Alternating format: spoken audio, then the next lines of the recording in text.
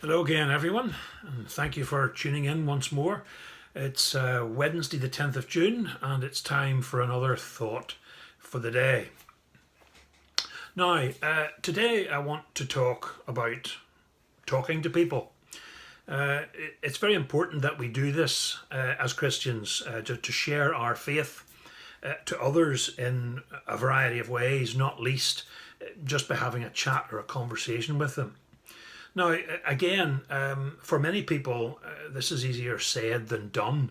It's something that a lot of people would like to do, but they find it difficult for a whole variety of reasons. And it's wonderful when the conversation just naturally happens. You know, you don't have to force it, but you're talking about something, the subject about the Lord or about church or about religion, about Christianity. It just suddenly enters the conversation and you have an opening and off you go. But it's not always just as easy as that.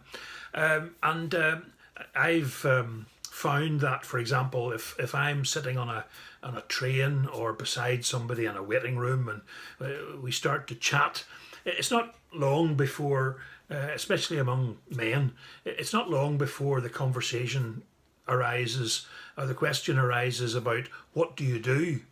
And I'll be honest, friends, if I say immediately that I'm a pastor or a minister, it just seems to stop a conversation rather than start one. It's not always the case, but normally people must just think that they don't want to sit and talk to a minister of all people. So I have to be honest, friends, sometimes I'm a wee bit mischievous or I have a wee bit of fun. And when people ask me what I do for a living, I say I'm a life coach. Now, I'm not really telling any lies when you think about it, but life coach sounds an awful lot more interesting to people than a pastor. So off we go, and the conversation begins. You know, I can tell them that I work for a very large organisation. In fact, it's an international organisation. We have offices, for example, in practically every country in the world. You know, and again, a person gets drawn into the conversation and they get interested. They start to ask questions.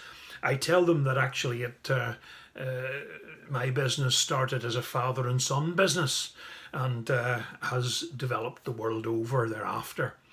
So again, I'm okay being a little bit playful.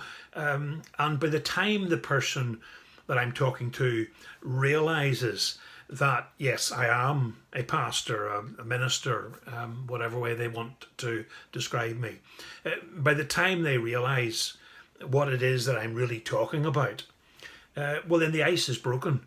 And usually there's a bit of a laugh and the conversation goes on. So we should be able to take every opportunity that comes along. Again, if I can remind you of my walking in Spain, the Camino that I did a number of years ago. I remember fondly, several people came to me and asked me what my name was. And I told him it was Ken, short for Kenneth, you know, but especially for the Spanish people, that didn't ring a bell at all. There's no equivalent in the Spanish language for the name Ken or Kenneth. And they seem to want everybody to have a name that they could record in their own language. So I remember just offhand making a remark that I had a middle name. And this Spanish gentleman asked me, well, what my middle name was. And I said it was John. And that was great because John has its equivalent in Spanish. It's Juan. Juan, maybe you've seen it written or heard it pronounced. So I all of a sudden stopped being Ken and became Juan.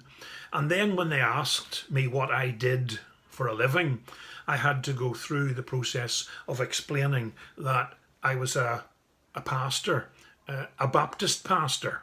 I had to explain all that as well, of course.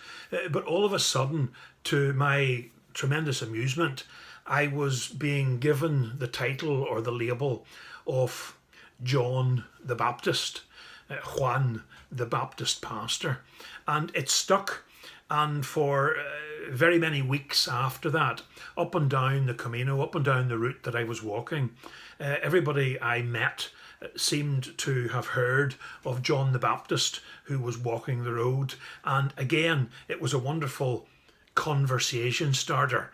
And I was able, well, the very thought of that particular name opened up all sorts of doors. And I have to be honest, friends, it was a wonderful tool for giving my testimony, for explaining who I was, what I believed, what a Baptist was, what a pastor did. And on that particular trip, I must have given my testimony literally hundreds of times. It was so refreshing. So there's all sorts of ways in which we can engage people in conversations. Now, it's especially important that we do this at this particular time. This is a time when our churches are closed, so we have to go out to people because they aren't able to come to us, as it were. But we still have all our friends, we still have all our contacts, we still meet people, and it's good to be able to talk about the things of the Lord Jesus Christ. And believe me, friends, when you mention to somebody that you're a churchgoer, you're a believer, you're a follower of the Lord Jesus Christ, but you can't go to church at the moment, that in itself will open up an avenue of conversation. You know, well, what do you do now that the church is closed? How do you worship? How do you meet other people? What's going on? What's the church doing? And of course, we should be able to say that the church is just continuing to do what it has always done. We'll be praying for people, and we'll be trying to evangelize people and make disciples out of people. But friends, there's more ways than one to talk to people, and of course we normally rely on the ministers or the preachers, the pastors, to literally preach the gospel. And of course, that's not happening. So we have to do that ourselves, in the sense that we do that face to face with all those that we meet. And it is very important that we do this. Can I remind you of Romans chapter 10 and verse 14? It says, "How then shall they call on him? How then shall they believe in him of whom they have not heard? And how shall they hear without a preacher?" Okay, then it goes on in verse 15 to say, "How beautiful are the feet of those who preach the gospel of peace." Now, again, I am privileged to be a pastor, a minister of the gospel who can literally preach the gospel. Not everybody feels called to preach, but we can all talk about the Lord Jesus and bring the gospel to people. And we're reminded of that in the last part of Romans 10 and verse 15, because it says, "Not only are the feet of those who preach and bring the gospel, not only are they welcomed, but also those who bring glad tidings of good things." Now that's something we can all do, friends. We can all bring glad tidings of good things. I was never too happy with the phrase, "we can gossip the gospel." But in a sense we can, friends. It's true, and there's nothing the matter with talking in that wonderful way about the Lord Jesus Christ. So can I leave that with you as a thought? The work of the church doesn't stop. The work of the followers of the Lord Jesus Christ doesn't stop.